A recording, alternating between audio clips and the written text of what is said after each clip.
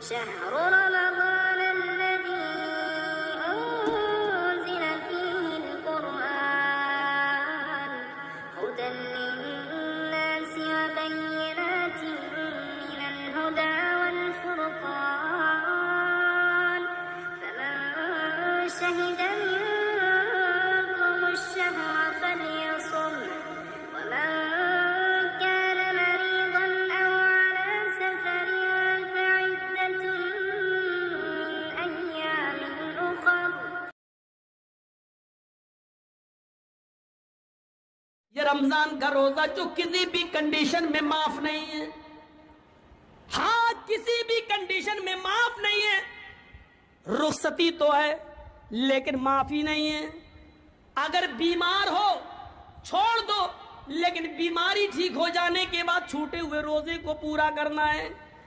سفر میں ہو چھوڑ دو، بعد میں پورا کرنا ہے. یہ روزہ اتنا زبردست فریضہ ہے کہ رمضان کے مہینے میں اگر عورتیں پیریڈ سے ہو جائیں، ان کو مہینہ شروع ہو جائے تو وہ نماز بھی چھوڑیں گی اور روزہ بھی چھوڑیں گی. 5 دن 6 دن جتنی جس عورت کی عادت ہے اتنے دن نماز نہیں پڑھیں گی، اتنے دن روزہ بھی نہیں رکھیں گی. لیکن روزے کا فریضہ اتنا اہم ہے. اسلام یہ کہتا ہے کہ جب عید کے بعد وہ صحیح ہو جائیں، نہا لیں، پاک ہو جائیں، تو چھوٹے ہوئے روزے تو وہ پورے کریں گی، لیکن ان دنوں کی چھوٹی ہوئی نمازیں وہ پوری نہیں کریں گی. نمازیں معاف ہیں، یعنی چھوٹی ہوئی نمازیں ان دنوں کی ان عورتوں کو پورا کرنے کا حکم نہیں دیا، وہ ان کے اوپر سے معاف کر دی گئی ہیں. لیکن چھوٹے ہوئے روزوں کو ان کو ہر حال میں پورا کرنا ہوگا. جرجیت صاحب روزہ رکھتے رکھتے بیمار ہو گئے، 2 روزے چھوٹ گئے. سوچتے تھے کہ عید کے بعد رکھ لیں گے، لیکن 2 روزے جرجیت صاحب نہیں رکھ پائے. محرم کا مہینہ، شوال کا مہینہ جانے سے پہلے انتقال ہو گیا. جرجیت صاحب کے جو 2 روزے چھوٹ گئے ہیں، ان کو پورا رکھنا تھا. بیماری کی وجہ سے چھوٹے، ان کو پورا رکھنا تھا دوسرا سال روزہ آنے سے پہلے، لیکن انتقال ہو گیا. تو یہ مرنے کے بعد بھی میرے اوپر سے معاف نہیں ہے. اب یہ چھوٹے ہوئے 2 روزے میری اولاد پورا کرے گی، میری بیوی رکھے گی، میری بہن رکھے گی، میرا باپ رکھے گا، میرے خون کا کوئی رشتہ ہوگا وہ رکھے گا. غور کیجئے، یہ اتنا زبردست فریضہ ہے یہ روزہ جو کسی بھی کنڈیشن میں معاف نہیں ہے. بہت زیادہ کوئی بوڑھا آدمی ہے جو روزہ ہی نہیں رکھ سکتا ہے، اس کے اوپر سے بھی معاف نہیں ہے. ہر روزہ نہیں رکھے گا، لیکن ہر ایک دن کے روزے کے بدلے میں مال فدیہ دے گا. ایک مسکین کھانا کھلائے گا، ایک فقیر کو کھانا کھلائے گا، پیٹ بھر کے اس کو کھانا کھلانا ہے.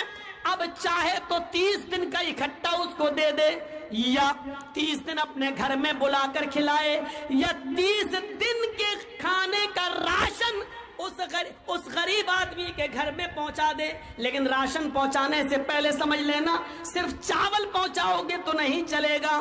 راشن جب پہنچاؤ گے تو 30 دن کا پورا راشن پہنچانا پڑے گا. یہاں اس میں دال بھی شامل ہے، چاول بھی شامل ہے، سبزی بھی شامل ہے، یہاں تک کہ تیل اور مرچ مسالہ، یہاں تک کہ نمک، یہاں تک کہ چولہے میں جلنے والی لکڑیاں بھی اس میں شامل ہیں. یہ پورا کا پورا خرچہ آپ کو 30 دن کے روزوں کا اس کو دینا پڑے گا.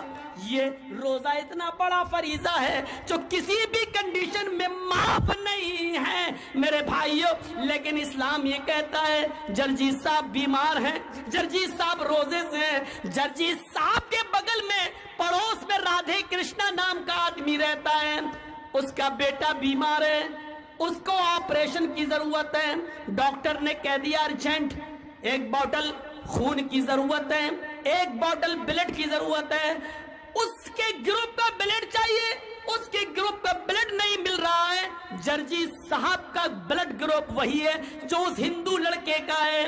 اسلام یہ کہتا ہے اس کی فوراً جان بچانے کے لیے جرجیت صاحب آپ فوراً ہاسپٹل جائیے، 1 بوتل بلڈ دیجئے اور جلدی سے اس کو چڑھوائیے اور اس کی جان بچائیے. جرجیت صاحب کہنے لگے 1 بوتل خون دیں گے تو روزہ ٹوٹ جائے گا. اسلام یہ کہتا ہے کہ یہاں پر کسی کی جان بچانے کے لیے اپنے روزے کو توڑ دو.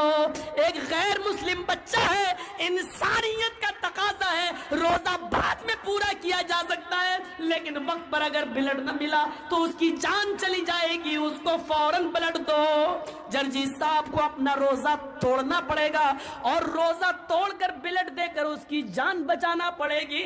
میڈیا والوں لکھو اور بیان دو, اسلام یہ شکشا دیتا ہے, اسلام یہ تعلیم دیتا ہے. ذرا تصور کیجئے, یہ اسلام ہے جو ہمیں جوڑتا ہے, یہ اسلام ہے جو ہمیں مانوتا اور انسانیت سے جوڑتا ہے. یہ اسلام ہی ہے جو کہتا ہے واللہ لا یؤمن, اللہ کی قسم وہ مومن نہیں. حضرت عائشہ پوچھتی ہے کون مومن نہیں, اور اللہ کے نبی کہتے ہیں وہ مومن نہیں جو خود پیٹ بھر کے کھانا کھا لے اور اس کا پڑوسی بھوکا سو جائے. اور پڑوسی میں ہندو اور مسلمان کی کوئی قید نہیں لگائی, پڑوسی ہے چاہے وہ جو بھی ہو.